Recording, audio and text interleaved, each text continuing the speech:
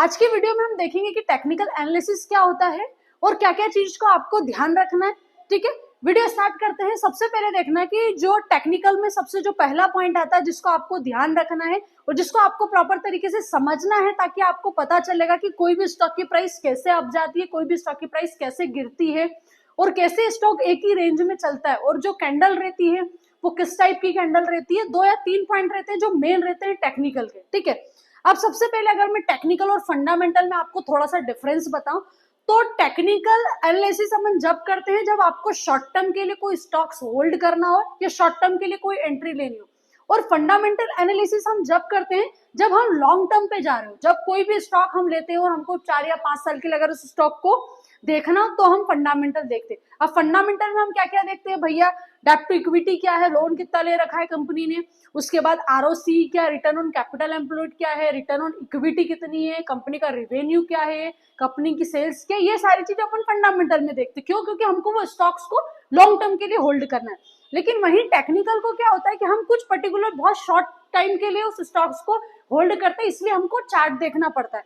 तो अगर आप फंडामेंटल एनालिसिस करते हो तो आपको प्रॉपर तरीके से आपको लॉन्ग टर्म के लिए सोचना है, और अगर टेक्निकल एनालिसिस करते हो तो शॉर्ट टर्म के लिए सोचना है आपको। और अगर आप लॉन्ग टर्म के लिए कोई स्टॉक होल्ड करो तो आपको टेक्निकल या चार्ट देखने की कोई जरूरत नहीं है, और अगर आपको शॉर्ट टर्म के लिए कोई स्टॉक्स बाय करना है तो आपको उसको फंडामेंटल में देखने के लिए कोई जरूरत नहीं है। यहाँ पर बात करते हैं कि टेक्निकल में क्या क्या मेन चीज है और क्या क्या आपको ध्यान रखना चाहिए। सबसे पहले आता है ट्रेंड। देखो, कोई भी अगर आप किसी भी स्टॉक्स में, आपको सबसे पहले अगर आपने चार्ट खोला और आपको सबसे पहले चार्ट में ये देखना है कि स्टॉक में क्या चल रहा है, तो सबसे पहले उसका ट्रेंड पकड़ो। अब ट्रेंड में क्या होता है कि आपको एक चीज समझ में आएगी कि कभी भी कोई भी स्टॉक का चार्ट ना ऐसा दिखेगा ना ऐसा दिखेगा, मतलब ना ऐसा उठता हुआ चार्ट दिखेगा ना आपको इस टाइप का गिरता हुआ चार्ट दिखेगा। ठीक है, हमेशा आपने देखा होगा कि जो चार्ट आपको दिखेगा वो इस टाइप का दिखेगा अपसाइड, और इस टाइप का दिखेगा डाउन साइड। मतलब हमको एक चीज और एक क्लियरिटी तो यहाँ पर ये हो रही है कि मार्केट जब अपसाइड जाता है, डाउन साइड जाता है, अपसाइड जाता है तब भी मार्केट में बायर्स और सेलर्स दोनों होते हैं, और डाउन साइड जाता है तब भी मार्केट में बायर्स और सेलर्स दोनों होते हैं। यहाँ पर अगर आप देखोगे तो आप देखोगे मार्केट में अपसाइड मतलब यहाँ पर बायर्स थे, और मार्केट यहाँ से गिरा मतलब यहाँ पर मार्केट सेलर्स थे। बायर्स मार्केट को ऊपर ले जाने की कोशिश कर रहे हैं और वहीं सेलर्स मार्केट को नीचे लाने की कोशिश कर रहे हैं। तो हमेशा चार्ट में देखोगे ना तो आपको ये इस टाइप का ही चार्ट दिखेगा।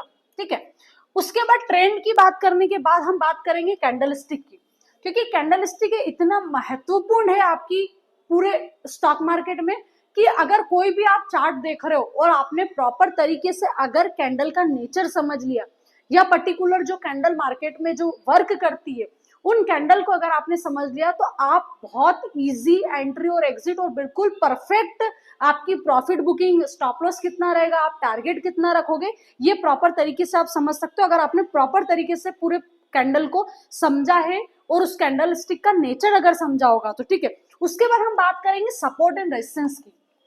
अब क्या होता है ना, सपोर्ट एंड रेजिस्टेंस मतलब ये होता है कि कौन सा स्टॉक्स ऐसा है जहां पर उसका बायर्स का जोन है और कहां पर वो स्टॉक्स का सेलर्स का जोन है।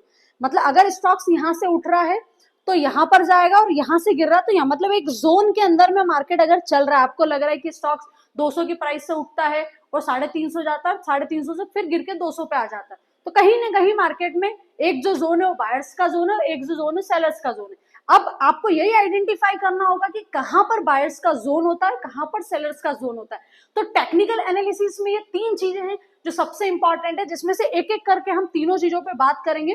फिर फाइनल आपको पता चलेगा कि कैसे टेक्निकल एनालिसिस का बहुत ज्यादा इंपॉर्टेंस होता है, कि आपको ये अगर 3 चीज आपने देख ली तो आपको कोई भी चार्ट खोल के अगर आप बैठ जाओगे तो आपको पता चल जाएगा कि कहां से मार्केट गिरने वाला और कहां से मार्केट उठने वाला। स्टार्ट करते हैं। सबसे पहले स्टार्ट करेंगे ट्रेंड से। ठीक है, आप समझना कि ट्रेंड मतलब क्या होता है। देखो, 3 टाइप्स के ट्रेंड होते हैं। एक होता है आपका अपसाइड अप ट्रेंड, उसके बाद सेकंड होता है आपका डाउन ट्रेंड, डाउन ट्रेंड के बाद थर्ड जो आपका होता है वो आपका होता है साइडवेज। 3 ट्रेंड होते हैं और ये बहुत इंपॉर्टेंट है, चाहे आप इंडेक्स में ट्रेड कर रहे हो, चाहे कोई स्टॉक को एनालाइज कर रहे हो, किसी भी चार्ट को आप एनालाइज कर रहे हो, सबसे पहले आपको ट्रेंड तो समझना ही होगा, क्योंकि ट्रेंड ही आपको बताएगा कि मार्केट किस तरफ मूव कर रहा है, अपसाइड मूव कर रहा है, डाउन साइड मूव कर रहा है। अब अप ट्रेंड मतलब, सबसे पहले अप ट्रेंड मतलब समझते हैं। तो एक चीज समझना, यहां पर अगर आप देखोगे तो कोई भी मार्केट अगर एक लो से उठा है, मान लो मार्केट यहां से उठा है, फिर मार्केट गिरा, देन फिर मार्केट उठा, फिर गिरा मार्केट, फिर उठा मार्केट, फिर गिरा, और यहाँ पर अब आपने देखा कि यार ये जो ट्रेंड है ये आपको अप दिख रहा है, मतलब ऊपर जा रहा है, मतलब ये अप ट्रेंड है, ठीक है। अब अप ट्रेंड है इसका ये मतलब नहीं कि इसमें सिर्फ बायर्स ही बैठे हुए हैं, अप ट्रेंड है फिर भी इसमें बायर्स और सेलिंग, मतलब बाइंग सेलिंग दोनों हो रही है। यहाँ पर देखो एक लो था, लो से मार्केट ने क्या बनाया, एक हाई बनाया, हाई बनाने के बाद मार्केट थोड़ा सा गिरा, गिरने के बाद फिर मार्केट ऊपर गया, तो ये वाला जो आपका था हाई इसको भी तोड़ा, मतलब मार्केट ने नया क्या बनाया, एक नया हायर हाई बनाया।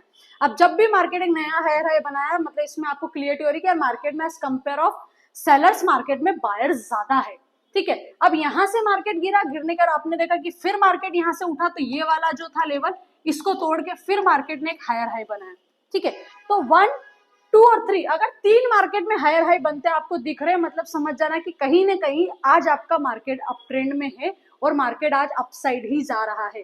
ये हायर हाई था, अब मार्केट ऊपर जा रहा है, तो इनको क्या बोलेंगे, हायर लो। ये जो नीचे थे आपके हायर लो थे, ठीक है। तो ये आपको क्लियर होगा कि मार्केट में कैसे आप आइडेंटिफाई करोगे कि मार्केट में अप ट्रेंड है डाउन ट्रेंड में। अगर 3 हायर हाई दिख रहे हैं मतलब कंफर्मेशन मिल रहा है कि आज मार्केट में अप ट्रेंड है, और वहीं 3 लोअर लो भी दिख रहे हैं तो कंफर्मेशन होगा कि आज मार्केट में डाउन ट्रेंड है, ठीक है। क्योंकि यहाँ पर अगर स्टॉक की प्राइस से भी अगर मैं आपको समझाऊं ना, तो एक चीज आप समझना, यहाँ पर अगर आप देखोगे फॉर एग्जाम्पल के लिए 150 की यहाँ पर प्राइस थी और यहाँ पर होगी 200 की, ठीक है। अब 200 रुपए की प्राइस गिरी ना, तो गिरने के बाद आपने देखा कि यार 180, 175 इतनी प्राइस गिरी, मतलब 150 तक तो प्राइस, लो तक तो प्राइस आपकी आई नहीं। उसके बाद आपने देखा कि यहां से जब मार्केट उठा तो आपकी जो 200 रुपए की प्राइस थी इसको भी तोड़ के उसने एक नया हायर हाई बनाया उस पर्टिकुलर स्टॉक ने 250 का। फिर 250 का बनाने के बाद फिर वापस मार्केट थोड़ा सा गिरा, गिरने के बाद आपने देखा कि फिर मार्केट यहाँ पर आया, फिर मार्केट उठा, तो ये 250 का भी हाई तोड़ के क्या बनाया 350, मतलब ऑल ओवर अगर आप देख रहे हो तो कंटिन्यू आपकी प्राइस ऊपर ही जा रही है, एक बार भी मार्केट आपके लो पर नहीं आ रहा है। अब एक बार भी लो को टच नहीं कर रहा है, मतलब कंफर्मेशन तो हो गया कि भैया आज मार्केट में अप ट्रेंड है। तो पहला टेक्निकल में पहली चीज तो हमने समझ ली चार्ट देख के कि मार्केट में अप ट्रेंड है। सेम इसका अपोजिट अगर मैं जाऊं तो डाउन ट्रेंड होता है कि भैया इस टाइप का मार्केट अगर गिरते जा रहा है कंटिन्यू, तो आपको क्या लग रहा है कि मार्केट में डाउन ट्रेंड है, मतलब कंटिन्यू मार्केट में क्या हो रहा है, आपका कंटिन्यू मार्केट लोअर लो बना रहा है। अगर कंटिन्यू लोअर लो बना रहा है मतलब कंफर्मेशन है कि आज मार्केट में डाउन ट्रेंड है, as compare of buyers market में सेलर ज्यादा है और मार्केट कंटिन्यू नीचे आ रहा है। अप ट्रेंड और डाउन ट्रेंड समझा। अब इसके बाद अगर आपको देखना है कि यार मार्केट कहीं नहीं जा रहा, वहीं एक रेंज में घूम रहा, मतलब आपने बोला मैंने 150 रुपए की प्राइस थी तो 140, 145 इसी में मार्केट घूम रहा, मतलब एक रेंज में ही मार्केट घूम रहा। आप एक रेंज में मार्केट घूम रहा मतलब कहीं ना कहीं मार्केट आपका क्या हुआ, साइडवेज हुआ। जब जब मार्केट साइडवेज में जाता है, ना ज्यादा बायर्स इंटरेस्टेड है ना ज्यादा सेलर्स इंटरेस्टेड है, मार्केट एक रेंज में ही घूमता है, उसको बोलते हैं साइडवेज मार्केट। तो उस दिन आपको कंफर्म हो जाएगा कि भैया मार्केट कहीं नहीं जा रहा, मतलब नो ट्रेडिंग जोन है, आपको कोई ट्रेड लेना ही नहीं है, आपको सिर्फ मार्केट को वॉच करना है, ठीक है। ट्रेंड मतलब समझ में आया। सेकेंड जो अपन ने बोला था कैंडल स्टिक, जो सबसे इंपॉर्टेंट है टेक्निकल की। कैंडल स्टिक में आप एक चीज देखोगे कि भैया आपने देखा इस टाइप की कोई कैंडल है, ये कैंडल है, मान लो ये बुलिश कैंडल है आपकी, ठीक है। अब आपने देखा ये जो पॉइंट है ये इसका लो है, यहां पर देखा ये ओपन है, यहां पर देखा ये क्लोज है और ये आपका हाई है, ठीक है। अब कभी भी एक कैंडल स्टिक पढ़ो ना, एक चीज हमेशा ध्यान रखना कि कैंडल बहुत इंपॉर्टेंट होती है आपकी चार्ट में। अगर कैंडल का नेचर आप समझ गए कि ये जो वीक है इसका क्या इंपॉर्टेंस है, ये बॉडी का क्या इंपॉर्टेंस है, तो आप प्रॉपर तरीके से चीजें समझ सकते हो। अगर आपको कैंडल स्टिक स्पेसिफिक वीडियो देखनी है तो ऑलरेडी चैनल पर डली हुई है, आप प्रॉपर तरीके से वो वीडियो देखो तो आपको बहुत सारी चीजें क्लियर होगी, ठीक है।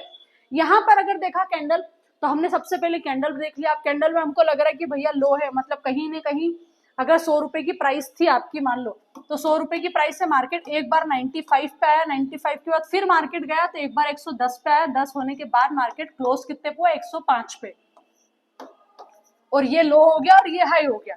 मतलब कैंडल, आप कैंडल पढ़ोगे ना तो कैंडल से आपको एक चीज समझ में आएगा कि मार्केट कितना एक हाई प्राइस जाने के बाद मार्केट नीचे आके क्लोज हो रहा है, या कितना लो के बाद मार्केट वापस ऊपर आके क्लोज हो रहा है। तो उससे आपको एक थोड़ा बहुत एनालाइज करने में इजी रहेगा कि मार्केट में बायर सेलर्स में से ज्यादा पार्टिसिपेंट किसका है, बायर ज्यादा इंटरेस्टेड है, सेलर ज्यादा इंटरेस्टेड है।